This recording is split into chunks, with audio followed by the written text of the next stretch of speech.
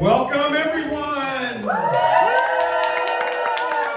Improv Pride, a weekend of comedy from Washington Improv Theater. Tonight, presenting Danielle, She, Her. Featuring Stacy Axler. Please welcome your host, Stacy Axler.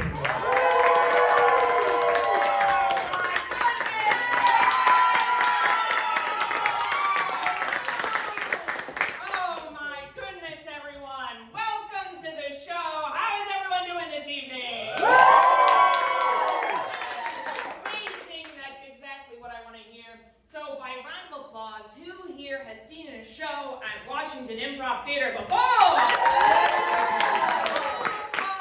Everyone, just by plausible deniability, that's not the right word, who here has never seen a show at the Washington Improv Theater? Okay, great! Everyone has seen it before!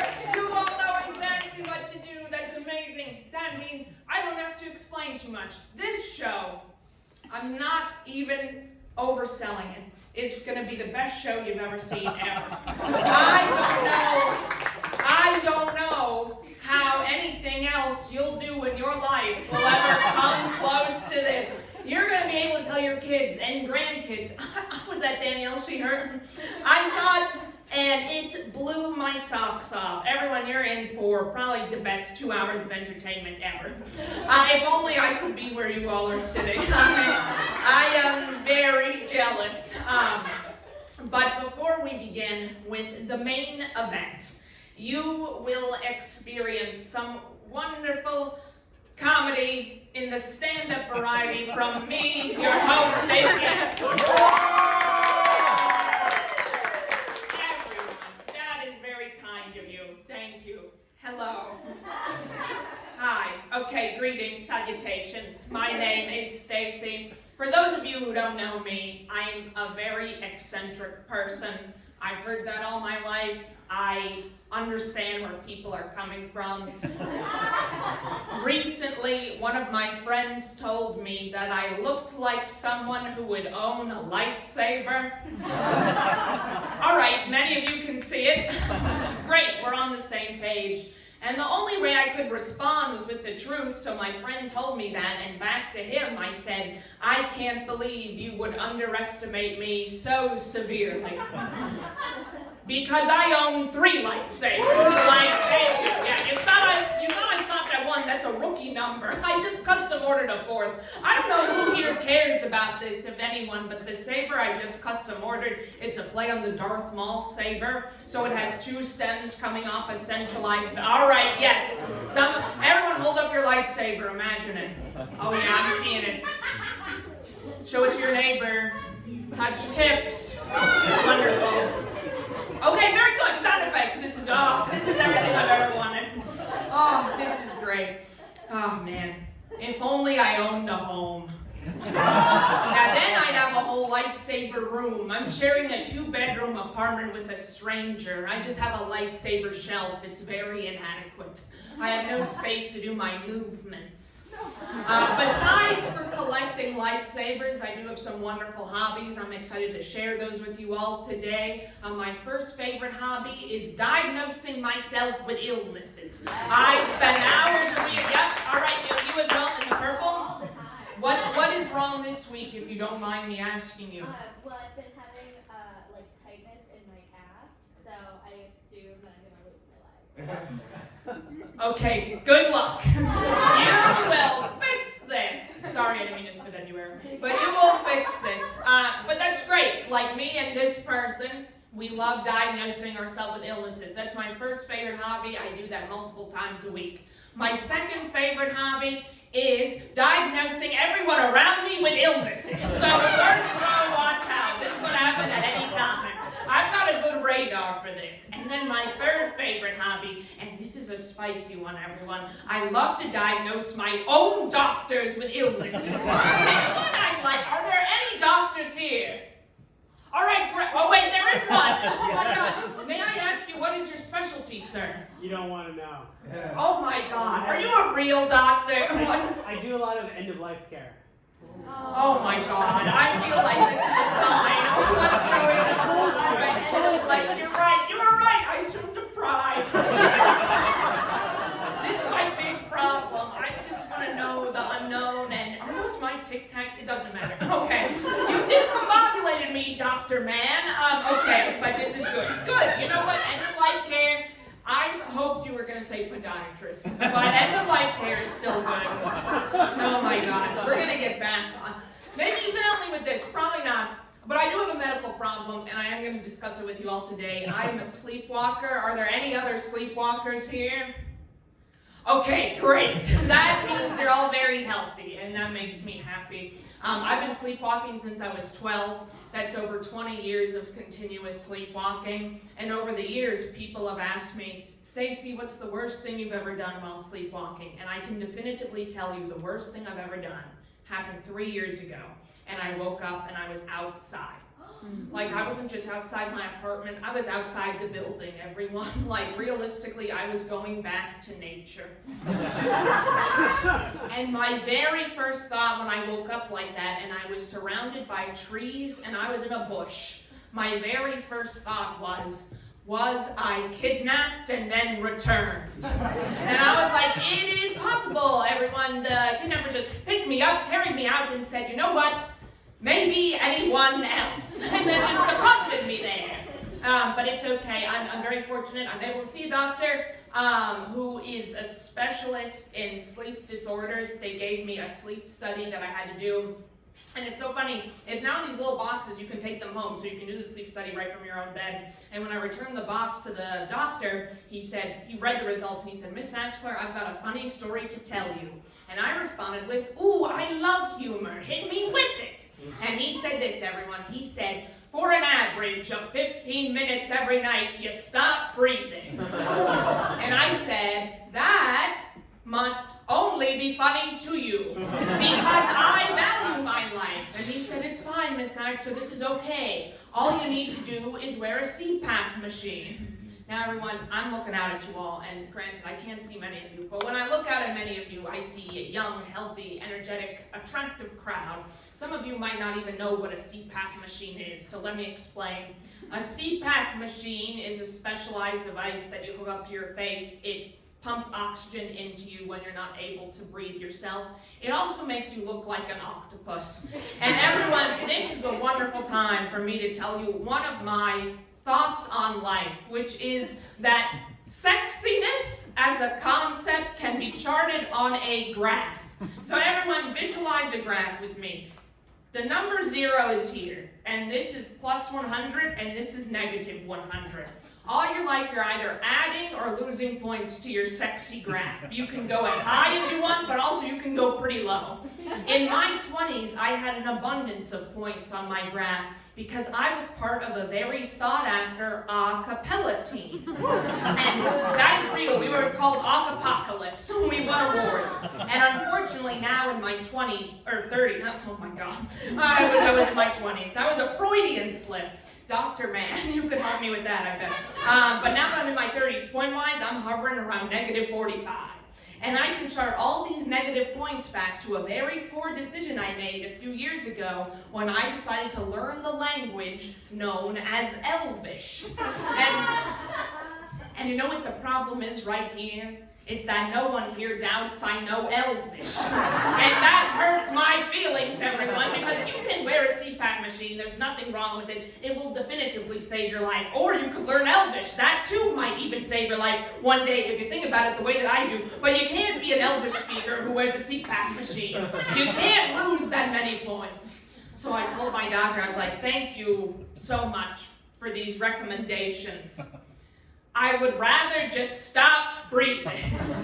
And he got very offended. They're very sensitive sleep doctors. It's funny, as I said, I've been sleepwalking since I was 12. Another weird thing happened to me 10 years ago that I promised I wouldn't talk about, and then I started telling everyone, so here it is.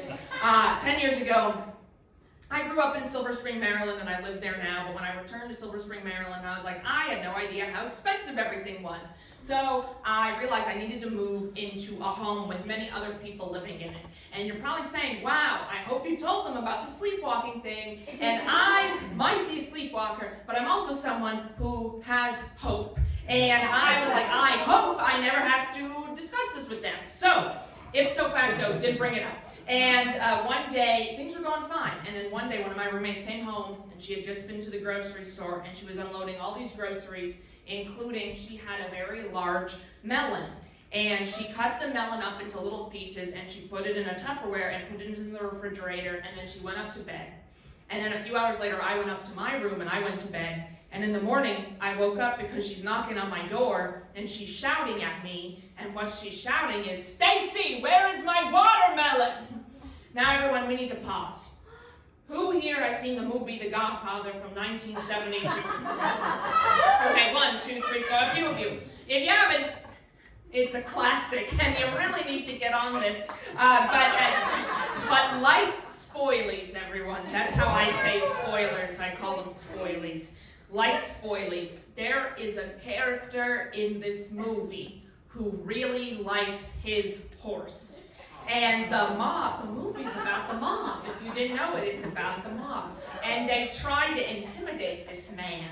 And they take his horse, and they kill it. And then they put the horse's head in this man's bed, and there's this very sad scene where the man wakes up, and he's disoriented, and he's like feeling his body because it feels weird, and he sees like all these like pieces all over him, and then he lifts up his blanket, he turns over, and he's like, "Horse!" And he's crying, and he's like, "Oh my God." And I bring that up because that's what happened to me with the melon, everyone. So taking you all back.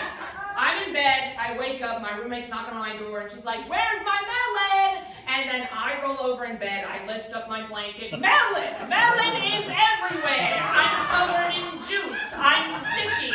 I've never had to pee so bad. It was an emergency. And the worst part's not that I sleptwalked and ate a melon. That's pretty bad. The worst part is that for whatever reason, in my sleepwalking state, I said, you know what? I should try to eat this reclining in bed. And I just somehow unhinged my jaw and ate a melon. And that is wild. And it's like, where do you go from that, everyone? You can't be known as the roommate who eats a melon. You just can't live that down. So I opened my door and I said, "Melissa, we have been robbed." Like, where do you go from there? Lying is not good. But I didn't know what else to do at the time. Where are we going with this? You might be wondering, well, how do all these disparate things fit in together? Well, you would be surprised I have a plan. I am a person who loves transportation. Anyone else? I love it. My favorite is a train. But I'm going to say second to that, like an actual choo-choo train, metro is second because it's like a train. Everything else, and don't get me started on how I feel our country would be much better if we had invested in rail travel in the 1920s. Oh my God! Oh man, yes, this is great. You honestly brought tears to my eyes. That is the best reaction I've ever gotten. So here it is, everyone. I was waiting for the metro the other day. I take the metro quite a bit. And I was waiting for my train to pull up, and the track behind me, another train pulled up, and all these people were exiting out of it, including a gentleman, and he was holding hands with his young daughter who looked about 3 years old. And the child saw me, and she ran away from her dad, and she ran up to me, and she said, "Mommy, it's me!" So I was a little surprised and confused, but I'm such an anxious person. I was looking at this child and I was like, is it possible? Like, is it possible that that man got my egg somehow and this daughter is mine and found me on the train? Like, could this actually happen? And I'm like working all this out in my mind with like math and science. And then the gentleman ran up behind the child and picked her up and was like, "Ma'am, I'm so sorry. She does this to literally everybody." And I carried her away and I was like, oh man. And she was like, "Bye, Mommy." and she was waving all the way down the escalator. I was like, goodbye, child. And I haven't seen her since. Don't know who she is. We'll probably never see her again. But I want her to one day know that I have set up a wonderful college savings account for her because I want her to go to a really good school. I am hoping on it. I have a smart child, I know that. But it's wild for me. I've been trying to use other forms of transportation, not just trains, but I've been like scootering all around. I actually doored someone the other day. Does everyone understand this vernacular? Yeah. Some of you do not. When you door someone, it's when you open a door and someone on non-motorized transport slams into the door accidentally. It's like a slow accident. And I bring this up because the other day I was in an Uber and my Uber driver pulled up to the curb and I I did the look and there was no one coming and I opened the door and I was like, thank you, tried to get out. My Uber driver was like, ma'am, your scarf. And I was like, oh, thank God, I can't lose another scarf. You don't know what this means. I've lost too many. I can't lose one more. So I turned back, but my door was still open, so I turned back to get the scarf, and while I was in the car, a woman was going 25 miles per hour on her scooter and just slammed into my door. So I effectively doored her. And what effectively happened after that was she was laying on the ground and her eyes were closed, and I got out of the car and I stood over her and I started asking her questions, and the questions were actually, it was just one question that I kept repeating over and over, and I said, ma'am, are you alive? Are you alive, ma'am? Ma'am, are you alive? And then it turned into what I could only describe as a chant. Like I was casting a spell, which makes sense because I practiced witchcraft before. So I was standing over her and I was like, ma'am, you're alive, ma'am, you are alive. And it was strange because she slowly opened her eyes and looked at me and is like, can you imagine regaining consciousness? And my voice is the voice beckoning you back to reality. You're like, I must be in hell, and this 1920s demon is summoning me here. And it's like, and I understand I have like a transatlantic accent, and I know that. And I've always spoken this way. No one knows why. I don't sound like anyone else in my family. You don't know if I'm about to start singing, there goes my baby, and then like someone will come out with a cane and like sweep me away. It's very strange. So she opens her eyes, and then at that point, I was like, okay, she's fine. And then the Uber driver gets out of the car and is like, ma'am, are you okay? And I said, frankly, no, I'm not okay. This has been very trying for me. And he said, I meant the lady on the ground. And I was like, that makes a lot of sense. You would be talking to that lady. She was fine. I've had to be a lot more careful now with opening doors. I don't know, Ubers scare me. I was taking an Uber. Let me just say this one thing about Ubers. I volunteer at a senior living community, and I really enjoy it. And they try to get me to problem solve for them. And a big problem right now in the community is that they want to go out at night, but they no longer feel comfortable driving themselves. So they want my help with this. And I was like, I have your answer. It's Uber. And I tried to get them to feel comfortable downloading it onto their phone, and they're very apprehensive. And I can understand where they're coming from, because has anyone else here been in an Uber ride that's so bad that other drivers of other cars are like glaring into your Uber, and then they're making angry eyes at you, and you have to be like, I don't even know this man. Like, I too am a victim of this. In fact, help. Like, this bad driving hurts me too. Car person. I don't know, it's why. I like volunteering for older people. I think older people like me because my voice reminds them of a time gone by. Like, they hear me speak and they're like, oh my God, I know you. You sound like my milkman from 1962.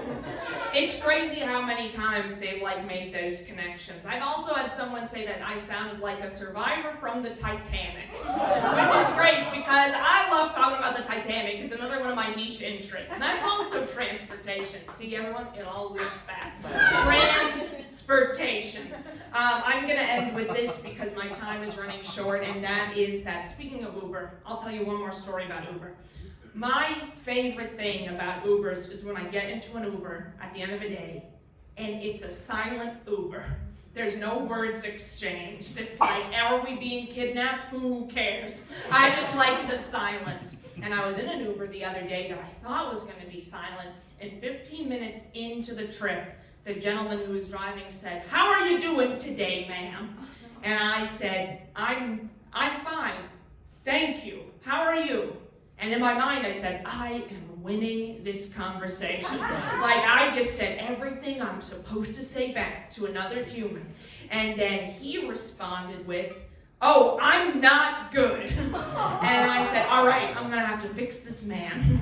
Like, it's up to me. And I said, "That's too bad, sir. What ended up happening to you?" And he said, "Well, for starters, my daughter won't talk to me." And I was like, oh man, that's too bad. My daughter won't talk to me either. And it's wild how much we had in common when we really broke it down. He was a good guy. His name was Sam. Everyone, you've been a wonderful crowd. Thank you so much for indulging me.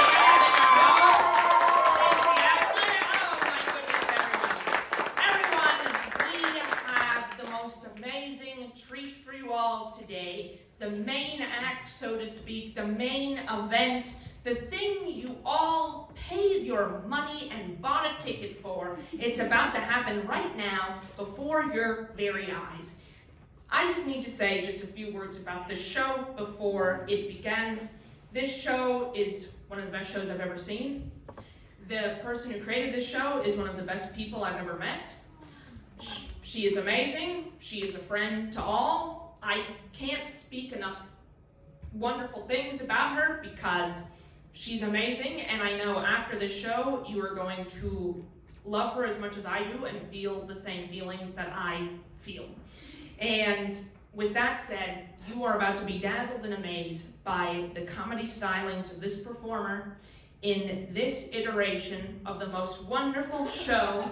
And without further ado, here, for your very eyes, is the... Everyone, I'm getting to it. I know you're like, come on. Okay, but everyone, we're gonna get to it. But let me just say this, everyone. I'm doing it. I'm actually doing it right now. So everyone, please enjoy and be amazed by the comedy stylings of the wonderful Danielle, she, her.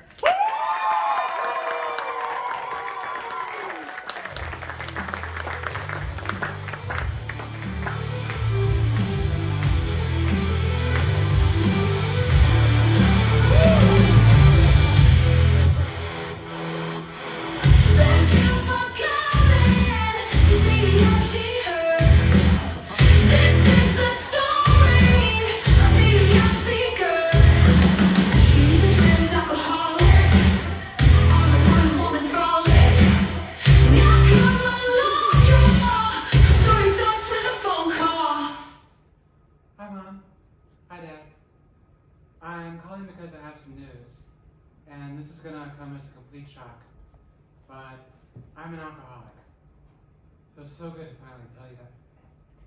You already knew. You've known for years. Yeah, everyone else I've told has said the same thing. Look, I know it's a problem, and I'm gonna quit. But I wanted to hear your perspectives because I'm scared. Like, I keep picturing myself as the only sober person at parties. And it just looks so lonely. Dad, you quit drinking. Mom, you never really started. This feels like a dumb question, but how does not drinking work?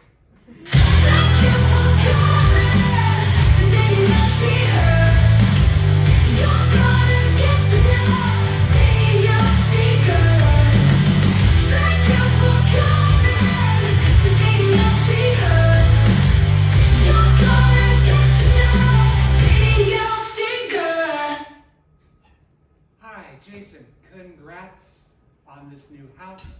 This is an amazing kitchen and an amazing housewarming party. I just wanted everyone's attention for one moment because, as many of you have heard, I quit drinking 10 days ago. Thank you for clapping. And I wanted your attention to say that if anyone here needs a ride home at the end of the night, I'm glad to DD, because I'm sure I'm the only person at this party who's not drinking. Okay, that's all. What's that, Todd? Oh, you're sober too. Congrats. Sorry, that came out so weird. It's just, I spent so long thinking I'd be the only sober person around that it's jarring to meet another one right off the bat. So, congrats. If you need a ride home, you can talk to me or to... What's that, Megan? No. Nick? Edison? It can't be. Are you saying everyone at this party is sober? That is impossible. Everyone knows the only reason you go to a party of any kind is to drink while you're at the party. That's what I did for 15 years. No matter the type of party, but especially housewarming parties. The fridge will prove me correct. It will be full of alcohol. I can no longer drink, but all of you can. Alcohol like, Jules? A seltzer water? A non-alcoholic White Claw? They make these? It's okay. There must be no alcohol left in the fridge because you're already drinking the alcohol. Aha! Like Kate and Jeff there in the corner. They're playing beer pong with beer. They're getting drunk. Guys, why is your beer clear? It looks like you're playing water pong. And if you're playing water pong, then my narrative's collapsing. It's okay. The housewarming presents will be my salvation. As everybody knows, the only reason you bring a housewarming gift is so you can bring alcohol, which you will drink throughout the party. For example, let's look at Stacy's gift. Stacy, this is a fucking candle. This is what sober people bring to parties. And if you're sober, and everyone else is sober, that means I was lying to myself about sobriety being lonely. I'm sorry, guys. Thanks for listening. I'm just still getting my head around what it means to not drink anymore. If only it was this easy to find another trans person to talk to. What's that, Megan?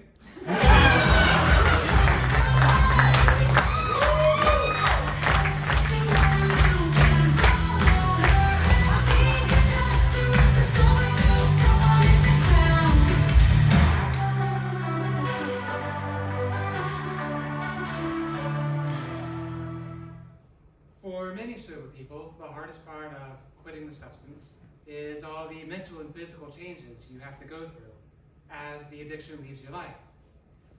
But for me, the hardest part of sobriety has been figuring out how to make tasteful Instagram content about sobriety.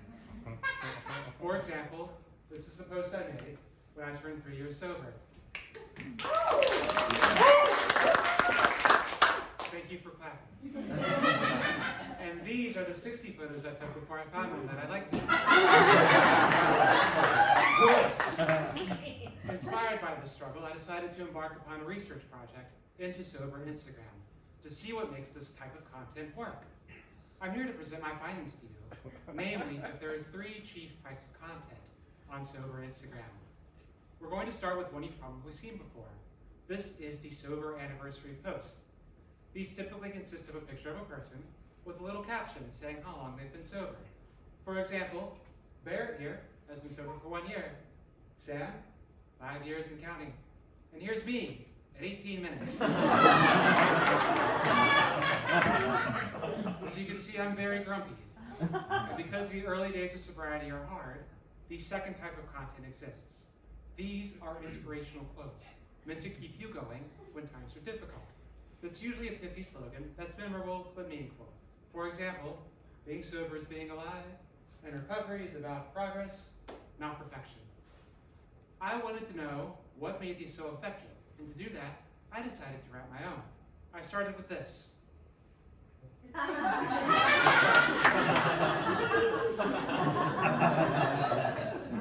You missed 100% of the shots you don't take, and you really shouldn't take any shots because you're an alcoholic is harsh and true, but a bit wordy. So I tried one more time and arrived at this. We have nothing to fear, but fear itself is the impossible. I'm with me. Now, before I cover the third type of content, I need to discuss a variable that changed midway through my project. You see, as I was diving into this world of content, I also came out as a transgender woman, and I used Instagram to announce that to the world. 12 minutes after I made that post, I got this DM. It's a tourist. They've detected I'm a woman, and they're trying to sell me jewelry that doesn't exist. You might think this was annoying, but no, this was the most gender-affirming thing. And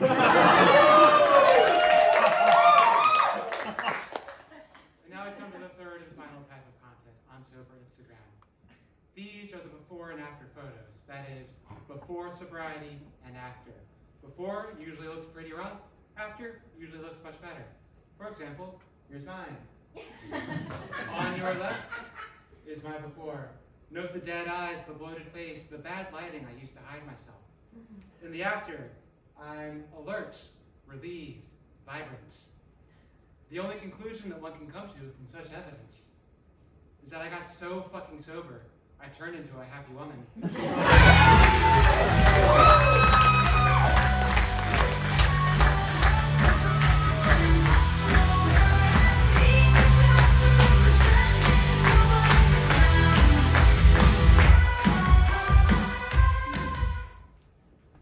Hey Mike, I'm calling because I have some news. And like, you probably already know why I'm calling. You probably saw us a million miles away. But I wanted to tell you that I'm transgender. Wait, you had no idea? Really? Must be because you're a guy.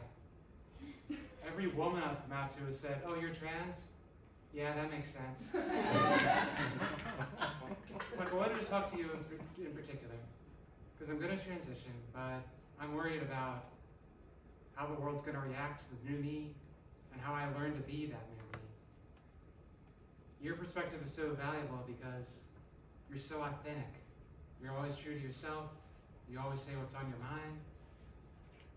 So how do I be more like that? But like, not a dude anymore.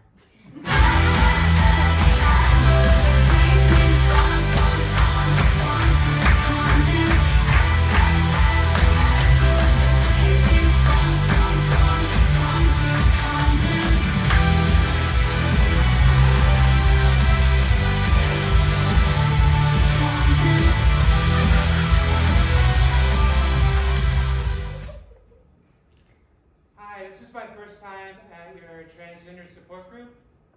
I'm here because I think transition is the right choice for me, but I need to work my way through some anxieties I have about the process. Like mainly I'm worried about giving up guy clothes, and specifically pockets. And more specifically than that, the pockets on my Dickies cargo shorts. Like, I know people have like real struggles, but my struggle is real too. I don't know where I'm gonna put my wallet and my keys and the chain I used to tie them to me. Megan, that's incredible. When I see a fully fulfilled trans woman like you, I get envy because I want that for me too. But I also really want somewhere to keep my Red Spice. Old Spice Red Soda. Somewhere to keep my vape pen. And somewhere to keep my tickets to 311's It's Always 311 somewhere for. Todd, that's so cool. I want the new driver's license. I want the gender affirming clothes. I want it all. But I also need somewhere to keep my Blue Agave hot sauce. Somewhere to keep my Death Wish instant coffee. And somewhere to keep my whey protein bar. What's that, Megan? It's pronounced agave. God, trans people are so smart. So please, use that giant trans brain of yours and tell me where I'm going to keep my grill clippers. Where I'm going to keep my bucket hat with the fishing lures on him. Where on earth I'm going to keep my copy of The Hobbit?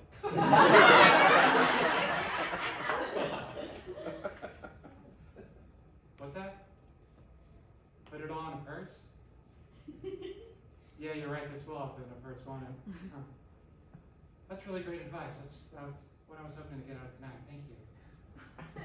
Just, I guess the only thing remaining is, what am I going to do with all of my cargo shorts? You're right. I should donate them. Donate your turkeys to me. Go buy go clothes to me. Donate your turkeys to me. Because good clothes are fun as hell. I'll go buy a blue dress to me. I'll go buy a red dress to me. I'll go buy a wedding dress to me. You're not engaged, just go. Buy a fluffy North Face hat, Danielle. Buy a fluffy North Face scarf, Danielle. Buy fluffy North Face gloves, Danielle. You're not cold, you're just girly as hell.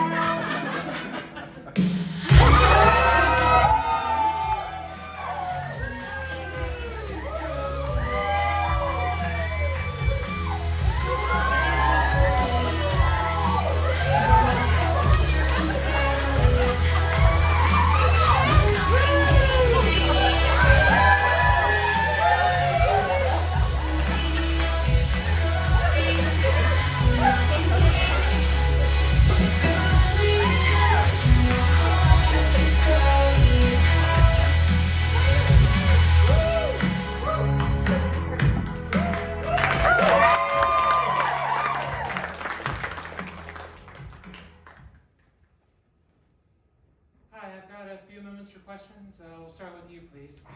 Hi Danielle, Melissa Smith here from ESPN. You were the first transgender snowboarder to compete in the Winter X Games, and you set an example for young trans athletes everywhere.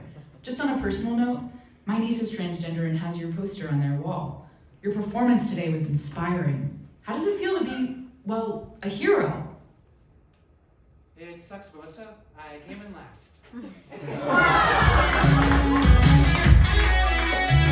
Has this ever happened to you?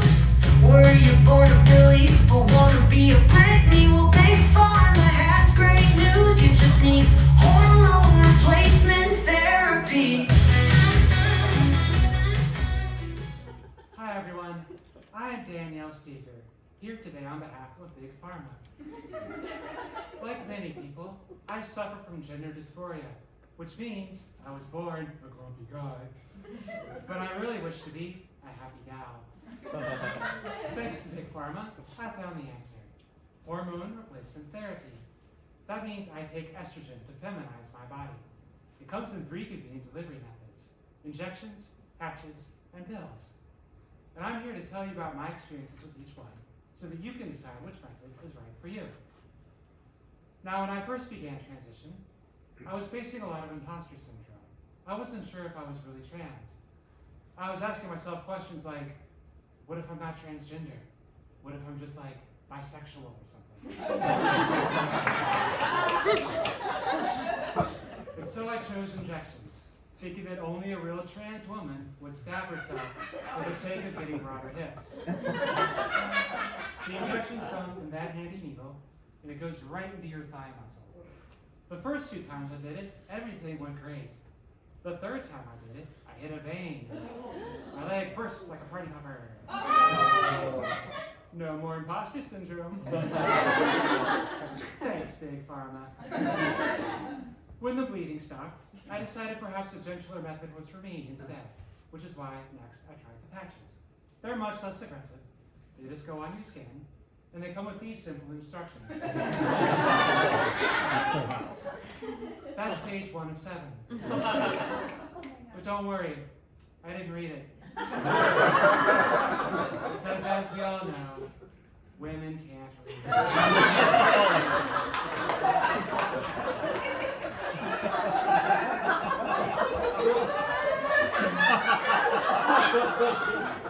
I've always wanted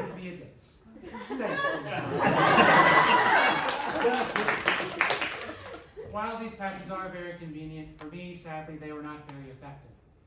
After 3 months on the patch, I wasn't feeling much more feminine. In fact, I was still doing all sorts of gross masculine things, like watching football, and saying gross masculine stuff, like, the Ravens really need to draft a running back. Which led me to try the third and final method, which are the pills. Now, when I picked these up from the pharmacy, I wasn't sure how to take them. So I asked my big pharmacist.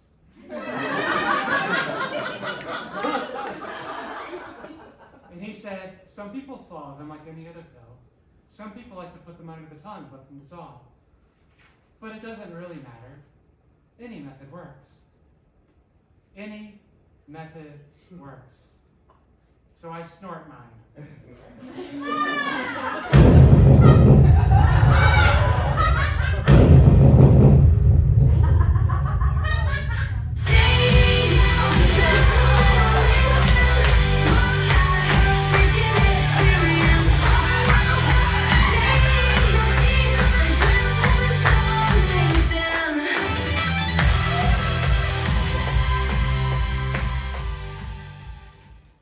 So relieved you guys hired me, and I cannot wait to get started with onboarding today. But before we go any further, since DEI is kind of a spicy topic right now, I thought it's best if I disclose some information up front so that there aren't any surprises down the line. So here goes. I'm a recovering alcoholic, and I'm a transgender woman. Oh, what a relief. How'd you already know I was both?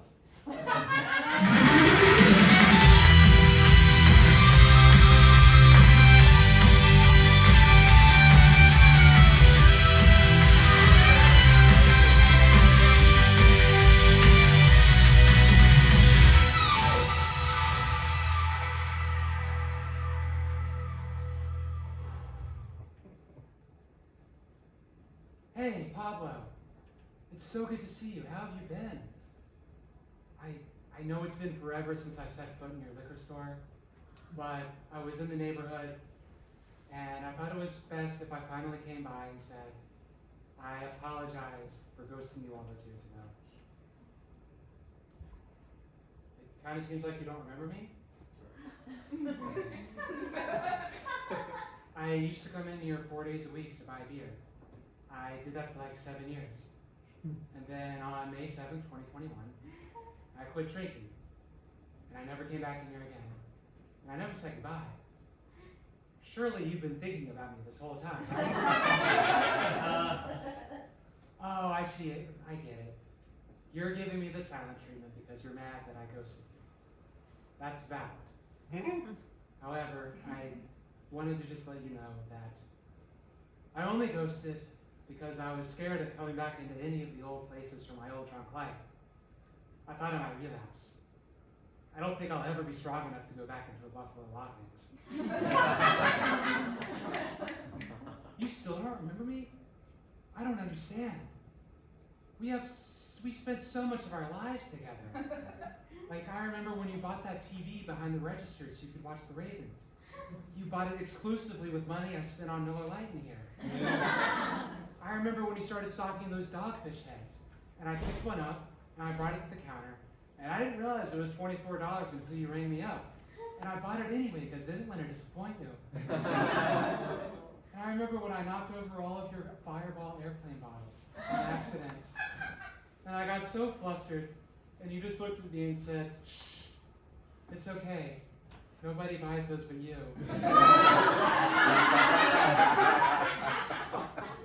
Pablo, my eyes are up here. Yeah. That makes me realize what the problem is.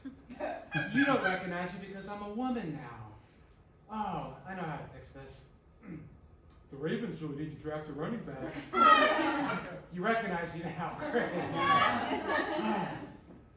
Look, I know you have a lot of questions. Like why I'm a chick now. It was more than just turning into a chick. It was turning into the real me. And the real me is a lot more empathetic. That newfound empathy is why I realized that it must have been devastating for you, financially and emotionally, to lose me as a customer. So I got you a little gift as an apology. It's a candle. Look, I'm sure you understand, but I can't ever come back in here again after I leave. I'm gonna miss you, and thanks for hearing me out. Before I go, I just have one last question. Do they really make non-alcoholic White Claws now? We now pause to acknowledge some acts of trans bravery. Christine Jorgensen served during World War II, then advocated for trans people. Sarah McBride is the first trans member of Congress. Danielle Steger just found the cutest wedge heels at Macy's. So brave.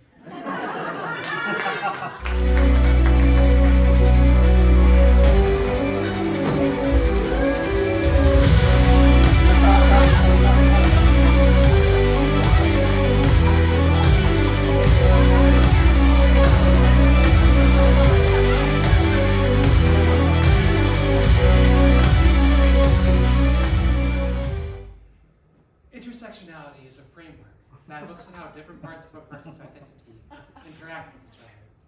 For example, I'm bipolar and I'm an alcoholic, and those two traits make each other a lot harder to manage. But the intersection that has the biggest impact on my life is the one between my identities as a transgender woman and a Maryland driver. This intersection plays out in all manner of devastating ways. For example, it took 6 months to change the gender marker on my driver's license because it was suspended.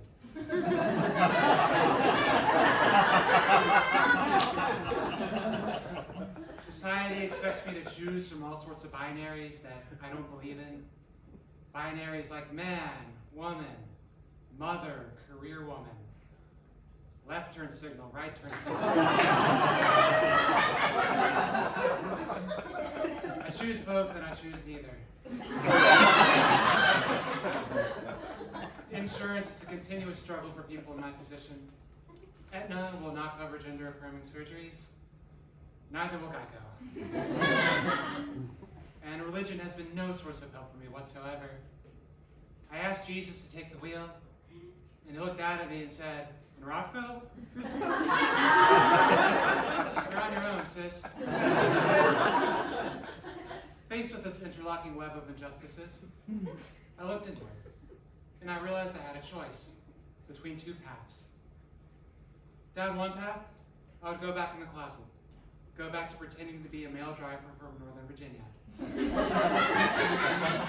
Put the cargo shorts back on, and start using my turn signals. But I realized underneath all that synthetic khaki, I would still be a transgender woman. And more importantly, I would still be a Maryland driver. Which led me down the other path, to embrace my true self. Keep wearing the fluffy North Face hat. Keep parking in the 16th Street bus lane. Without my blinkers on.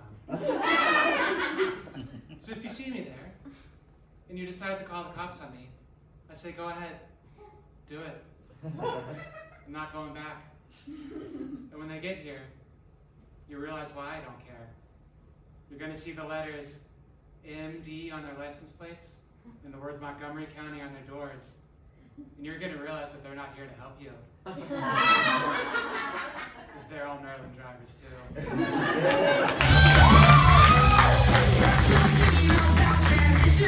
There's something you should know. Women pay more for stuff than markups will make your mind blow. Look at this men's razor, it's just $5.99. Now look at this women's razor, same thing but $8.99. I don't know what the big deal is. I just save money and buy my razors used.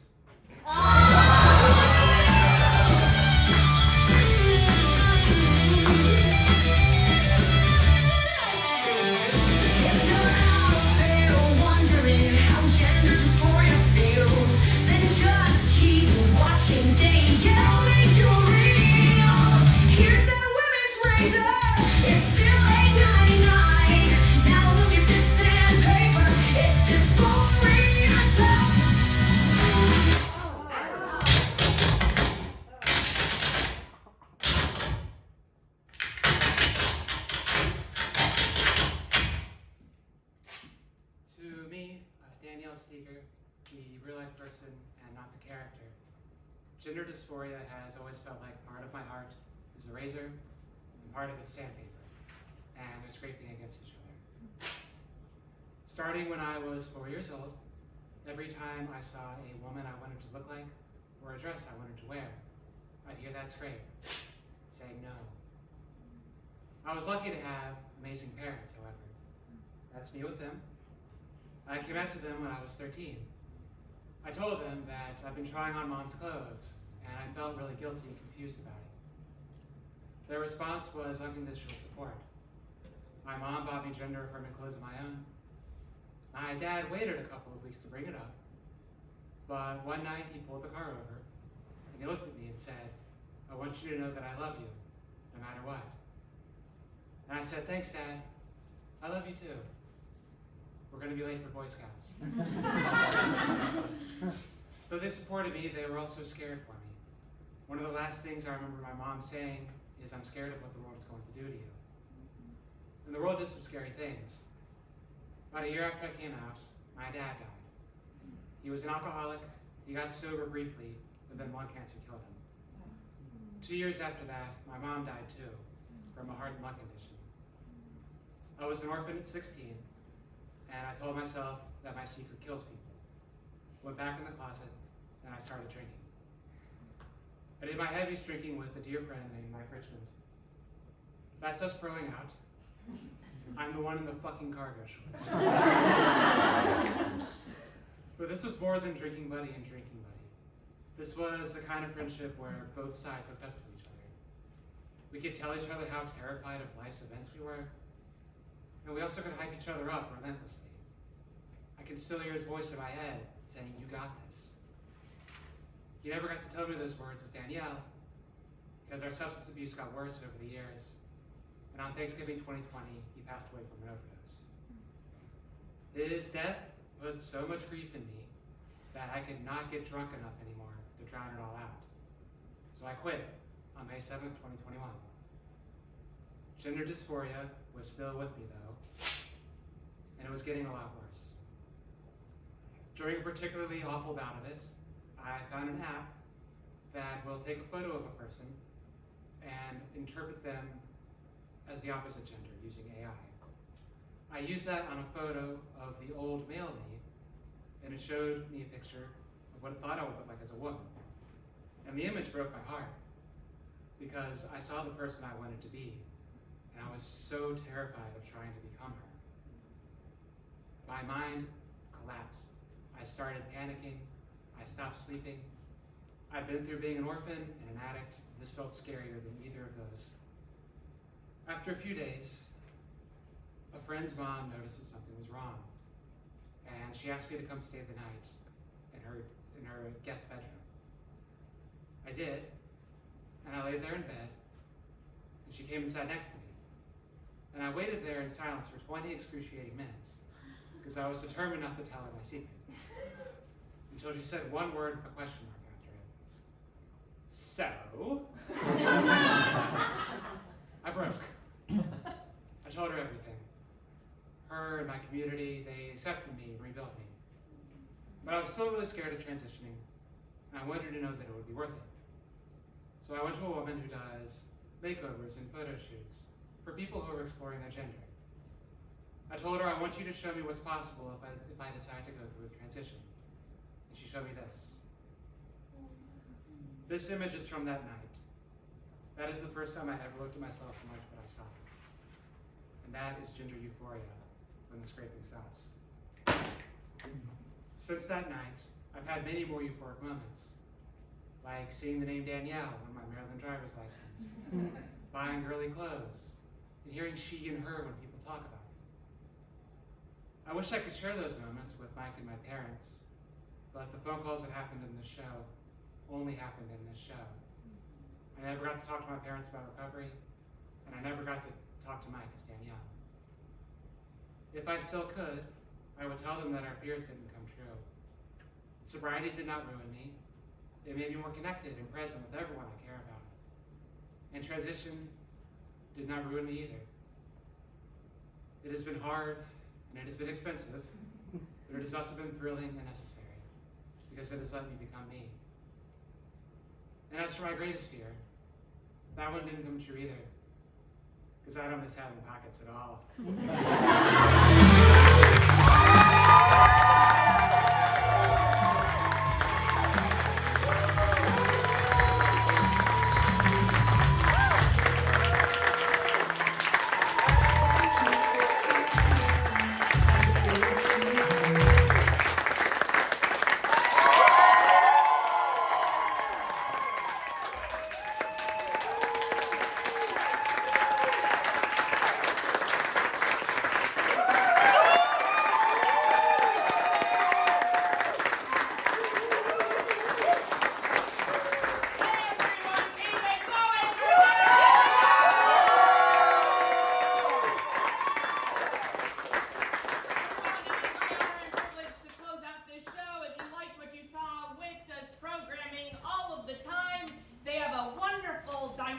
Website where you can check their schedule and you can buy tickets to see more shows at witdc.org. There's also classes and other ways to get involved. I know you want to hear less of me and give more claps to Danielle, so please do so at this moment.